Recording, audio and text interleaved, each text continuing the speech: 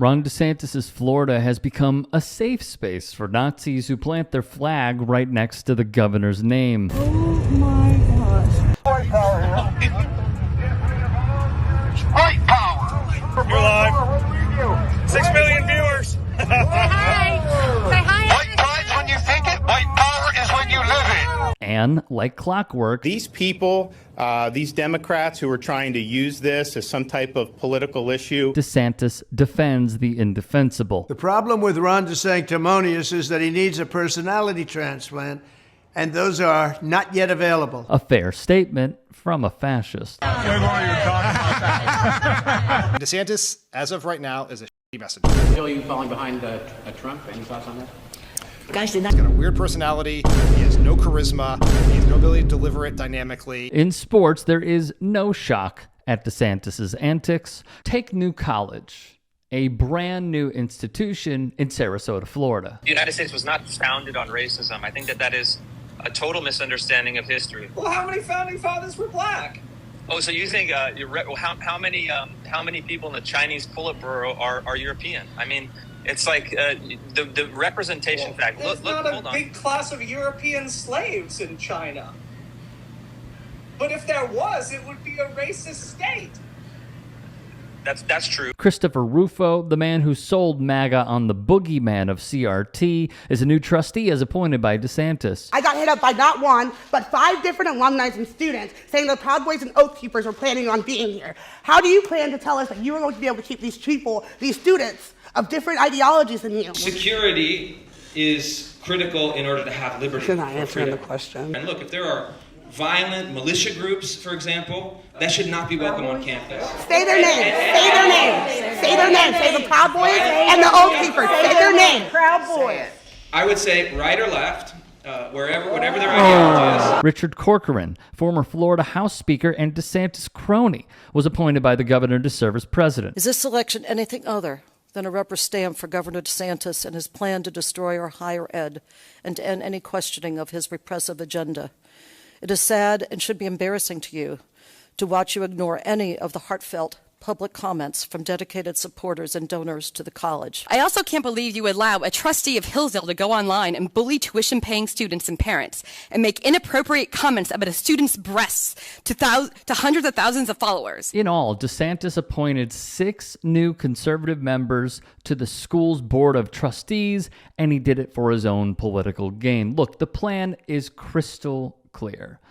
DeSantis is trying to carry out his war on woke, which includes pushing out alleged left-wing professors, shutting down gender studies, eliminating diversity, forcing out students, painting over murals, banning pins they disagree with, eliminating gender-neutral bathrooms, and more. Governor Ron DeSantis recently replaced 6 of the board's 13 members in an apparent bid to transform this intimate 700-person liberal arts college into what Florida's Commissioner of Education has touted as a Hillsdale of the South, referring to a private Christian university with explicit conservative views. Because of DeSantis' initiative, students are speaking out. Some students and faculty believe it's the governor's latest attempt to stoke national political tensions. We very much do feel like political pawns in the greater culture war and our governor's national political ambitions and Rufo's careerist ambitions. Politics shouldn't really be playing a big role in our education. With sports, it's the same old trick for conservatives. Prior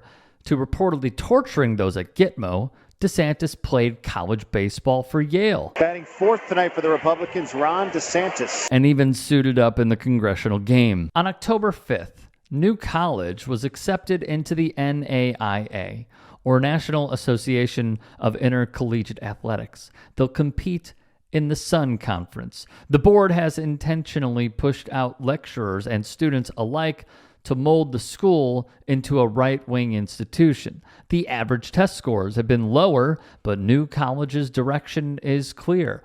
We could care less.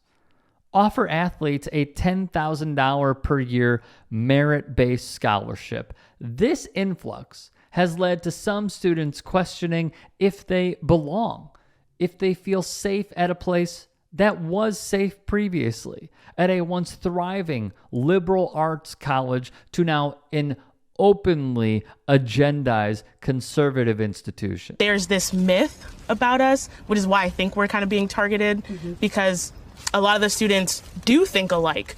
But what we think alike is people are people. People are human. We have empathy. We see someone who's not like us and we say, that's okay, you don't have to be like me. That's what's seeming as indoctrination, because we're actually learning about different perspectives that are not the majority. And the changes have been felt. More than 200 students have been moved from on-campus dorms to off-campus hotels to make room for the recruited athletes and other new students, reports the New York Times. The school also received $50 million, a huge jump from previous years of the money that was allocated from state funds to institutions such as this. And we might know a reason why. The school will start by offering 6 sports: baseball, softball, men's and women's soccer, and men's and women's basketball. There's also a report out that the newly minted athletic director is trying to recruit and lure high school students that only come from Christian high schools. So it's incredibly frustrating to constantly hear all these buzzwords and meaningless things being thrown at us when they have no basis and they don't even seek to understand why we're here. And I think the bottom line is that here at New College, we do not fear people being educated. We do not fear people learning about history. And above all, we do not fear any books. New College, per the Herald Tribune, will enroll 70 freshman baseball players under scholarship, a ridiculously high number. By comparison, the University of Florida, a juggernaut in college baseball, has 37 players on scholarship. At this point in time, some teams cannot even field a full roster. New College doesn't know what facilities they're going to use. Yet Dave Zirin of The Nation puts it in perspective for us. This isn't about sports. Definitely isn't about giving student athletes the chance of a college education. It's about DeSantis' state government sending millions in taxpayer money to New College so they can purchase a right-wing student body through athletic scholarships to replace those students they have driven out. They are building an athletics department at a school of just over 700 people so they can throw money at athletes coming largely from Christian private schools to play for an athletic director and coaches of similar right-wing religious bents. This is about privileging some students and driving out the rest on political grounds. This is a taxpayer subsidized purge. The NAIA had a choice to make, and it chose to sanction ideological cleansing. New College should be a pariah institution, but instead, the NAIA unanimously welcomed it with open arms. We all know DeSantis and Rufo have an agenda. Clearly, the NAIA does as well. It had the chance to take a stand. Whether or not DeSantis somehow becomes president, we could all be feeling the consequences of this decision in the years ahead.